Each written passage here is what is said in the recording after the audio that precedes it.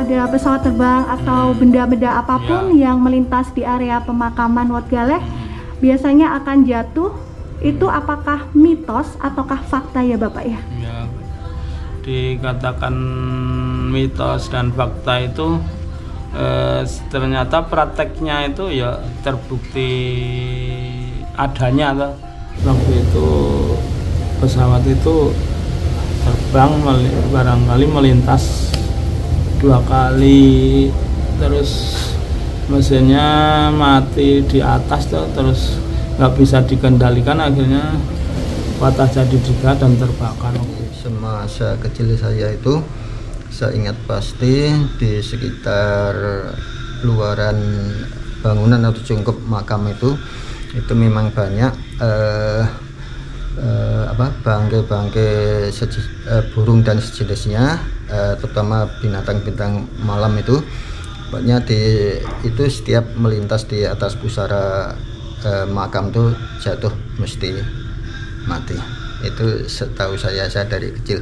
Kalau sekarang sudah tidak kelihatan lagi apakah burungnya sudah macam burung apa yang ada, pokoknya dulu macam-macam berupa jenis binatang malam itu banyak sekali bangkai-bangkai yang ada di situ.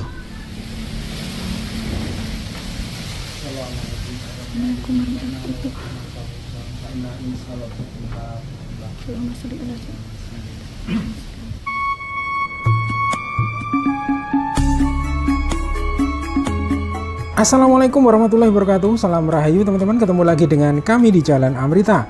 Siang ini kita akan mengunjungi salah satu lokasi cagar budaya milik Keraton Yogyakarta yang berlokasi di Jalan Raya Brebah, Padukuhan Noyokerten, Kelurahan Sendang Tirto, Kapanewon, Brebah, Kabupaten Sleman, Daerah Istimewa Yogyakarta, yaitu Masjid Sultani Wat Galeh. Nah, nama Wat Galeh sendiri berasal dari kata Wat ing panggalih. Wat berarti jembatan, menyeberangi atau meniti, dan galih atau galeh berarti hati, sehingga Wat Galeh berarti tempat bagi orang-orang yang ingin menguatkan hati dalam mencapai kesabaran lahir dan batin. Nah, yang menarik, selain sebagai tempat peribadatan di kompleks masjid, di sini juga terdapat makam sakral, yaitu makam dari Pangeran Purboyo, putra dari Raja pertama Kerajaan Mataram Islam, Panembahan Senopati.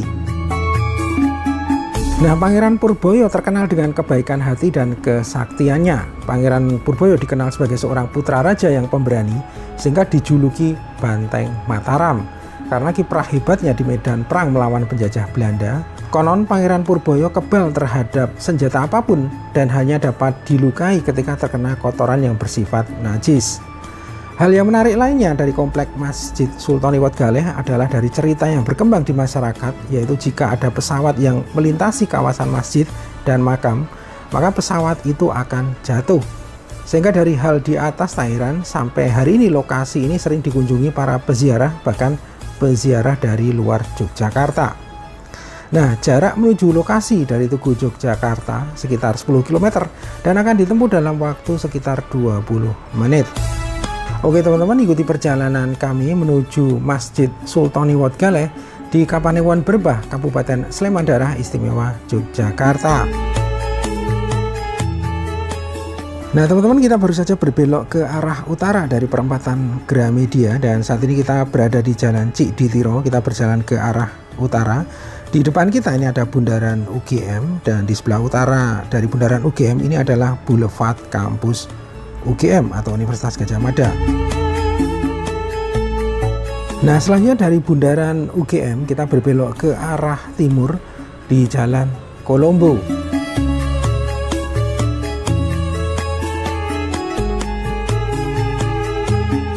Nah teman-teman, saat ini kita berada di Jalan Kolombo. Di sebelah kanan kita ada bangunan atau gedung putih dengan 6 lantai. Ini adalah Rumah Sakit Panti Rapih. Dan di depan kita ini adalah perempatan Sagan, dan dari perempatan Sagan kita terus lurus ke arah timur mengikuti Jalan Kolombo. Nah, soalnya kalau kita perhatikan lalu lintas pada siang hari ini terpantau cukup lancar ya. Dan gedung yang ada di sebelah kiri kita ini adalah gedung Wisma ataupun Hotel MMUGM. Kemudian di depannya ada bangunan tinggi di sebelah kiri kita. Ini adalah Hotel Porta. Nah, teman-teman, saat ini kita masih berada di Jalan Kolombo. Tepatnya kita berada di Padukuhan Karangmalang, Kelurahan Catur Tunggal, Kapanewon Depok, Kabupaten Sleman, Daerah Istimewa Yogyakarta. Nah, di depan kita, di sebelah kiri kita, ini ada Gedung Olahraga Universitas Negeri Yogyakarta atau GOR UNY. Kemudian kalau kita perhatikan di sebelah kiri kita, di depan kita, ini ada Boulevard UNY atau Boulevard Universitas Negeri Yogyakarta. Dan di depan kita ini adalah pertigaan Kolombo, teman-teman ya.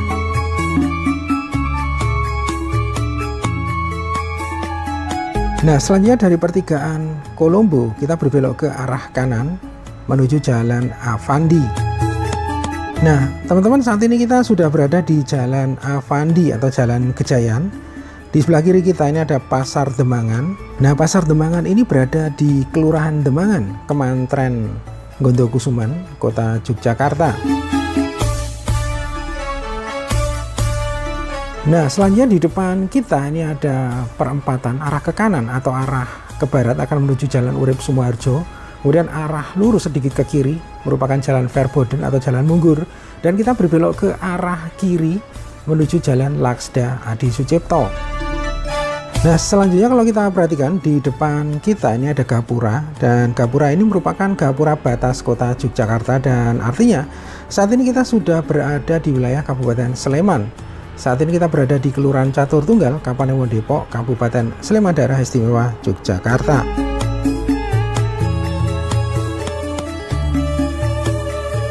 Nah, teman-teman, di depan kita ini ada pertigaan UIN, Universitas Islam Negeri Sunan Kalijogo Yogyakarta. Kemudian kalau kita perhatikan di depan kita, di sebelah kiri kita ini nampak ada gapura warna orange. Ini adalah pintu masuk menuju Museum Avandi. Selanjutnya jembatan yang ada di depan kita ini adalah Jembatan Avandi, yaitu jembatan dari Sungai Gajah Wong, salah satu sungai yang membelah Kota Yogyakarta. Nah, kemudian di depan kita ini ada Jembatan Penyeberangan Orang atau JPO. Nah, JPO ini namanya JPO Ambara Marga. Selain sebagai JPO penghubung hotel dan pusat perbelanjaan yaitu Ambarukmo Plaza yang ada di sebelah kiri kita atau di sisi utara, JPO ini juga ramah difabel, aman karena dijaga petugas security, dan tentu saja nyaman. Nah, kemudian di sebelah kiri kita, di depan kita, ini ada Hotel Bintang 5 yang ada di Yogyakarta yaitu Hotel Royal Ambarukmo. Nah, selanjutnya dari pertigaan Janti yang ada di depan kita, kita berbelok ke arah kanan melalui flyover Janti. Nah, perlu teman-teman ketahui bahwa flyover Janti merupakan jalan layang pertama di Yogyakarta yang panjangnya 1250 meter dan dibangun pada tahun anggaran 1998 sampai 1999. Nah, pembangunan flyover ini bertujuan untuk mengatasi kemacetan dan mengantisipasi kemacetan lalu lintas, terutama pada perlintasan sebidang jalur kereta api Yogyakarta-Surabaya yang saat itu sering terjadi kemacetan yang cukup parah. Nah, teman-teman, saat ini kita sedang berjalan di Jalan Ring Road Timur atau di Jalan Majapahit. Kita berjalan ke arah selatan. Nah, buat teman-teman yang ingin melihat berbagai jenis pesawat, baik itu pesawat saat masa Perang Kemerdekaan ataupun jenis pesawat saat ini seperti tipe N250 yang digunakan oleh TNI Angkatan Udara, di sebelah kiri kita ada Museum Pusat TNI Angkatan Udara Dirgantara Mandala. Nah, kemudian dari perempatan Janti yang ada di depan kita, kita berbelok ke arah kiri menuju Jalan Maguwo.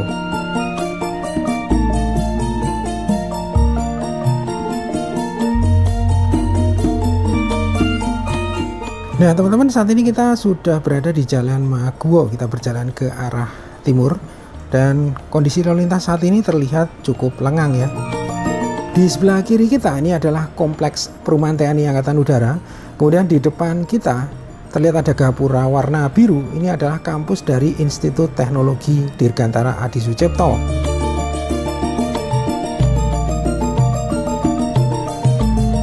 Nah, selanjutnya dari Jalan Maguwo, di depan kita ada perempatan, arah lurus akan menuju Jalan Cendrawasih, arah kanan akan menuju Jalan Wonocatur, dan kita berbelok ke arah kiri menuju Jalan Raya Brebah. Nah, teman-teman, saat ini kita berada di Jalan Raya Brebah. Nah, berkenaan dengan asal-usul Pangeran Purboyo. Cerita ini berawal dari Babat Tanah Jawi yang mengisahkan cerita dua orang murid Sunan Kalijogo, yaitu Ki Ageng Giring dan Ki Ageng Pemanahan. Singkat cerita, Ki Ageng Giring menemukan kelapa muda ajaib yang jika airnya diminum sampai habis dalam sekali teguk, maka akan menyebabkan si peminum dapat menurunkan raja-raja tanah Jawa. Air kelapa muda ini juga sering dikenal dengan nama Wahyu Gaga Emprit. Nah, saat itu Ki Ageng Giring belum merasa kehausan sehingga meletakkan kelapa muda ajaib itu di rumahnya dan akan diminum saat nanti kembali dari bepergian. Kemudian tanpa sengaja air kelapa muda itu terminum habis oleh sahabatnya, yaitu Ki Ageng Pemanahan, yang bertamu ke rumah Ki Ageng Giring karena kehausan setelah menempuh perjalanan jauh. Ki Ageng Pemanahan merasa bersalah setelah mengetahui khasiat air kelapa ajaib itu. Ia lalu menikahkan putranya, yaitu Danang Sutawijoyo, dengan anak perempuan Ki Ageng Giring, yaitu Niken Purwosari atau Roro Lembayung. Namun karena hanya berdasarkan hutang budi, tidak ada rasa saling cinta, dan secara fisik istrinya itu berwajah kurang menarik, maka Danang Sutawijoyo pun akhirnya pulang ke Mataram dan meninggalkannya dalam keadaan mengandung. Selanjutnya putri Ki Ageng Giring tadi yang bernama Roro Lembayung melahirkan anak laki-laki yang bernama Joko Umbaran. Dalam bahasa Jawa artinya Joko yang ditelantarkan atau anak yang diterlantarkan. Nah, setelah dewasa Joko Umbaran pergi ke Mataram untuk mendapat pengakuan dari ayahnya. Saat itu Danang Sutawijoyo sudah menjadi raja dan bertahta yang bergelar Panembahan Senopati. Dan melalui perjuangan yang berat, Joko Umbaran akhirnya berhasil mendapatkan pengakuan sebagai putra Mataram dengan gelar Pangeran Purboyo. Nah, naskah Babat Jawa ini juga mengisahkan putra Panembahan Senopati yang paling sakti. Di sini ada dua. Yang pertama Raden Ronggo yang meninggal di usia muda. Kemudian yang kedua adalah Pangeran Purboyo yang merupakan pelindung tahta Mataram saat dipimpin keponakannya, yaitu Sultan Agung. Nah, teman-teman, saat ini kita sudah sampai di kawasan Masjid Sultoni Wat Galeh dan lokasi masjidnya ada di depan kita. Nah, perlu teman-teman ketahui bahwa Masjid Sultoni Wat Galeh merupakan masjid milik Keraton Yogyakarta yang berada satu kompleks dengan makam yang disebut Hastana Wat Galeh, yaitu makam Panembahan Purboyo I, putra Panembahan Senopati. Nah, Masjid Sultoni Wat Galeh terletak di Dusun Noyokerten, Kelurahan Sendang Tirto, Kapanewon Brebah, Kabupaten Sleman Daerah Istimewa Yogyakarta. Masjid ini lebih tepatnya berada di sebelah selatan Bandara Adi Sucipto Yogyakarta. Dan menurut beberapa sumber, masjid ini didirikan pada masa pemerintahan Kerajaan Mataram Islam sekitar tahun 1600 Masehi. Nah, perlu kami sampaikan pula bahwa sewaktu didirikan bangunan makam dan masjid, lokasi ini sebenarnya berada di tengah-tengah pemukiman penduduk atau pemukiman warga. Namun pada masa penjajahan Jepang diadakan pelebaran wilayah bandara sehingga rumah-rumah penduduk yang ada di sekitar masjid maupun makam Wat Galeh dipindahkan ke tempat lain.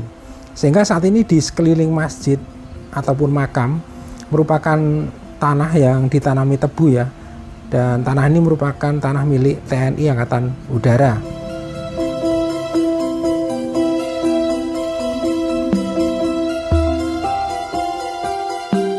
Nah, lokasi kita saat ini ada di sebelah utara dari kompleks makam dan Masjid Wat Galeh. Dan terlihat tanaman tebu yang cukup rimbun, dan di depan kita adalah tanah kosong yang biasanya dimanfaatkan oleh peziarah untuk lokasi parkir kendaraan ya.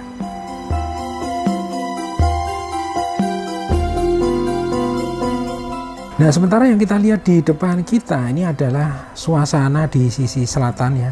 Dan di sini masih didominasi tanaman tebu yang cukup rimbun ya.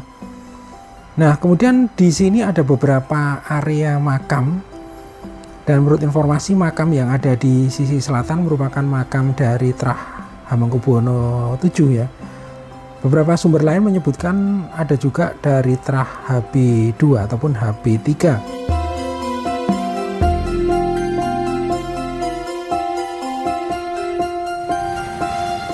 Nah, pemandangan ini sama seperti yang ada di sisi utara kompleks masjid, yaitu tanaman tebu yang sudah cukup rimbun ya. Nah, kemudian ini adalah pemandangan dari sisi barat atau halaman belakang dari masjid, yaitu makam Hastana Wat Galeh. Nah, teman-teman, selanjutnya untuk bangunan masjidnya secara umum arsitekturnya mirip dengan Masjid Demak dan masuk dalam kategori bangunan cagar budaya bernuansa religi. Nah, yang kita lihat di sini adalah bagian depan atau serambi masjid yang di sini berbentuk limasan dengan tiang atau soko utama berjumlah 8 buah. Nah, kemudian di bagian serambi ini juga masih ada beduk yang dihias dengan motif ukiran kayu yang indah. Dan di sebelahnya juga ada kentongan ya.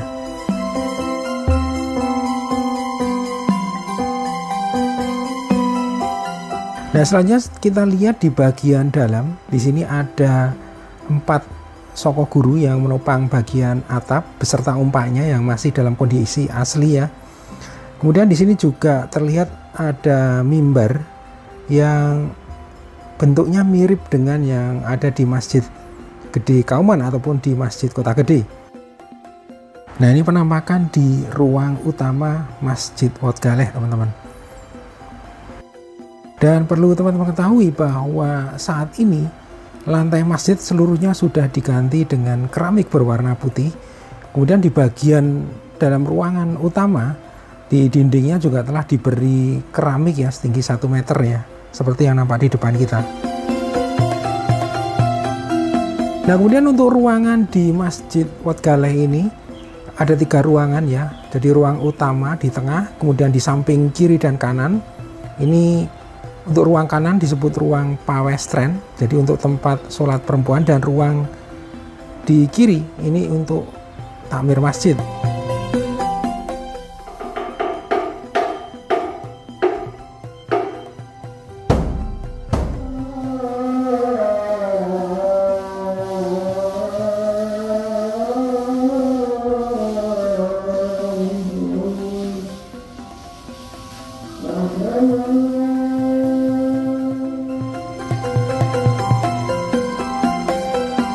Nah, teman-teman, selanjutnya dari bangunan masjid kita akan menuju lokasi makam yang ada di belakang Masjid Wat Galeh. Nah, sebelum memasuki area makam, di depan pintu masuk dari area makam, di sini ada 2 beringin ya. Yang pertama di sebelah kiri namanya Dorowati, kemudian di sebelah kanan namanya Hesti Luhur.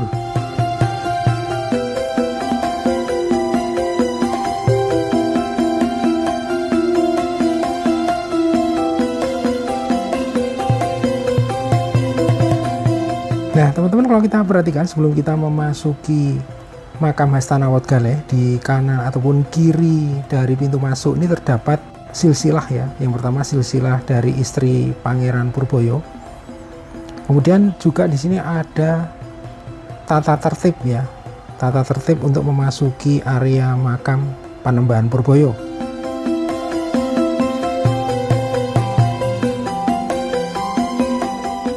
Nah, kemudian di sisi kiri ini ada silsilah dari Ki Ageng Giring dan Pangeran atau Panembahan Purboyo.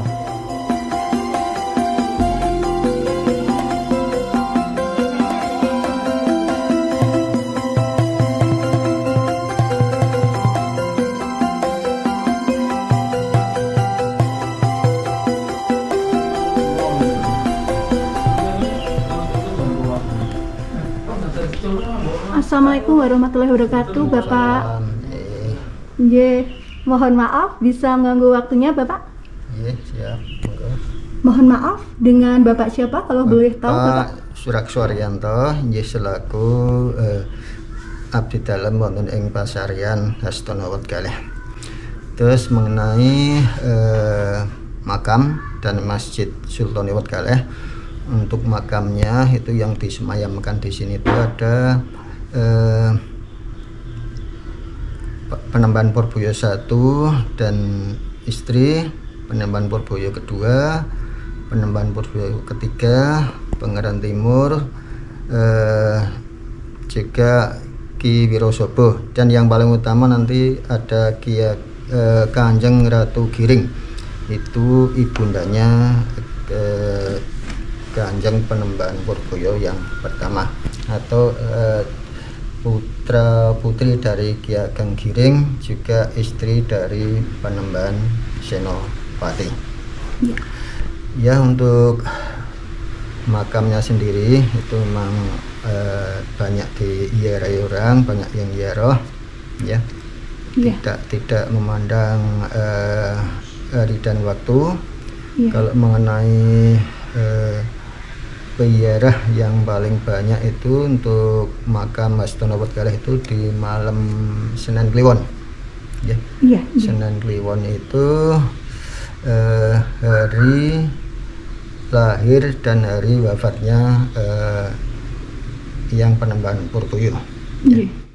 Menurut cerita masyarakat itu kan di area makam Wetgaleh ini sering dulu itu ada pesawat terbang atau benda-benda apapun yang melintas di area pemakaman Wetgaleh biasanya akan jatuh. Itu apakah mitos ataukah fakta ya, Bapak, ya? Itu saya juga kurang tahu apakah kebetulan apa memang benar. Saya juga dari nenek moyang juga asli sini ya, dari Wetgaleh. Jadi semasa kecil saya itu saya ingat pasti di sekitar luaran bangunan atau cungkup makam itu memang banyak bangkai burung dan sejenisnya, terutama binatang-binatang malam itu. Pokoknya itu setiap melintas di atas pusara makam tuh jatuh mesti mati. Itu setahu saya dari kecil.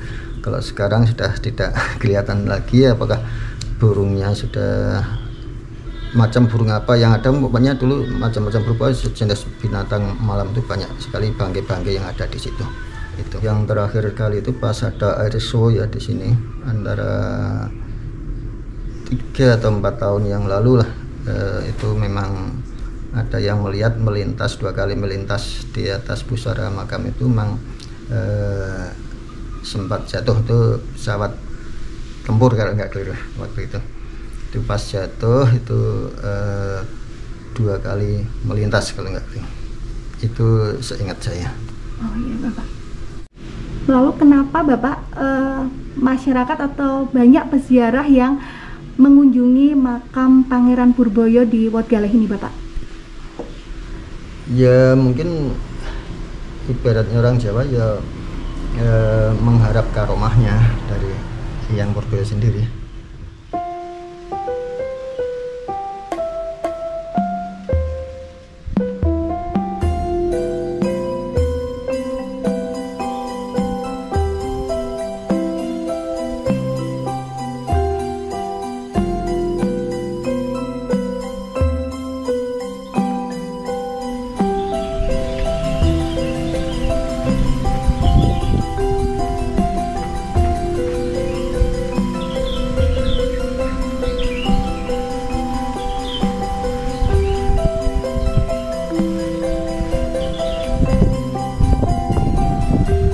Niko yang di luar Niko area pemakaman.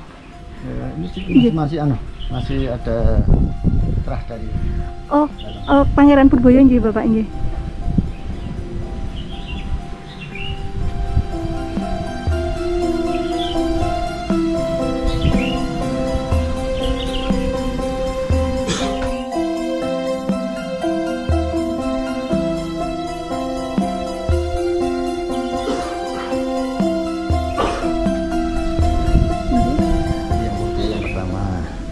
sebelah kiri ini kan Bapak? Yang sini. Ini kalau ada kan kanan, kalau laki-laki kan ada di kanan. Oh nggih. Yang Ingkang pertama, ini istrinya. Istri Kanjeng Pangeran Purboyo nggih Iya. Bapak. Terus Ingkang paling- kiri Kanjeng Pangeran Purboyo Iya. Bapak. Jadi berarti yang kanan ini ya, kalau gini kan gini. Oh Kanan, nggih, nggih. Nawi Istri dari paling kanan. ujung. Nggih, monggo Bapak.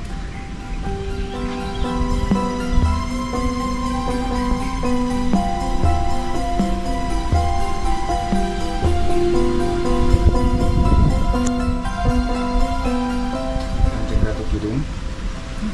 Kanjeng Ratu Giring ibundanya yang Purboyo. Menika ibunda dari Kanjeng Pangeran Purboyo yang bernama Niken Purwosari. Niken Purwosari nggih Bapak nggih.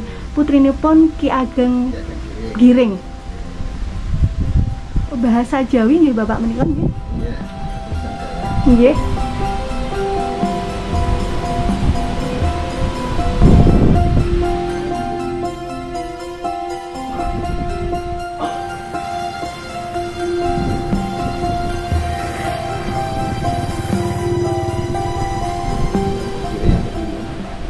Menika Kanjeng Pangeran Purboyo kedua Bapak nggih. Iya.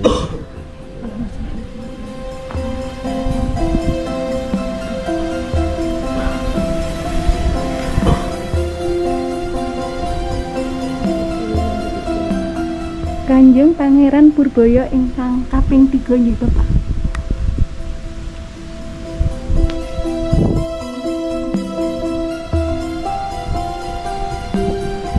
Menika sinten Bapak? Pangeran Timur.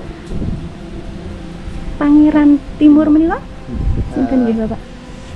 Putra dari Sentu. Kalau tulisannya ada di sebelah sana. Oke. Sinten Bapak? Di Rosobo. Di Rosobo itu yang ngomong yang Purboyo. Ki Wirosobo menika yang momong Yang Purboyo yang pertama. Kanjeng Pangeran Purboyo pertama nggih Bapak nggih.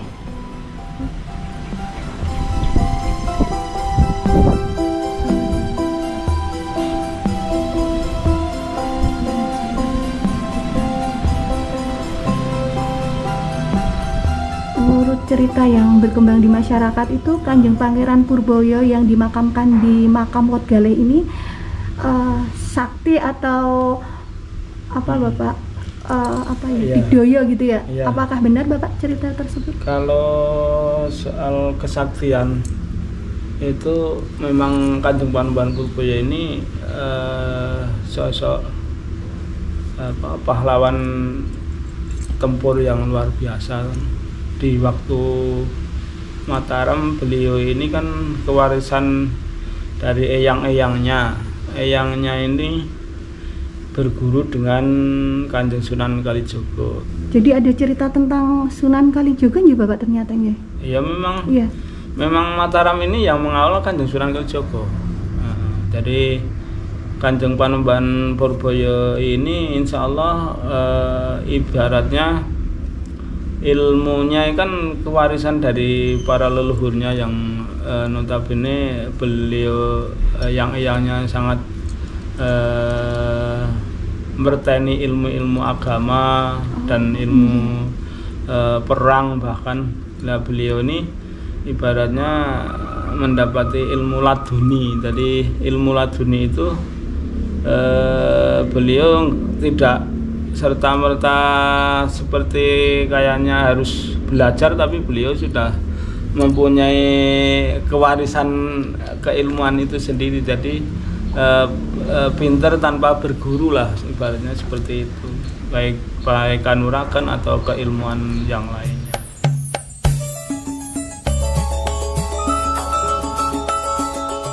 Oke teman-teman, demikian perjalanan kami hari ini di Masjid Sultani Wat Galeh. Terima kasih sudah menonton video ini sampai akhir. Sampai berjumpa di video berikutnya. Wassalamualaikum warahmatullahi wabarakatuh. Salam rahayu dan matur nuwun.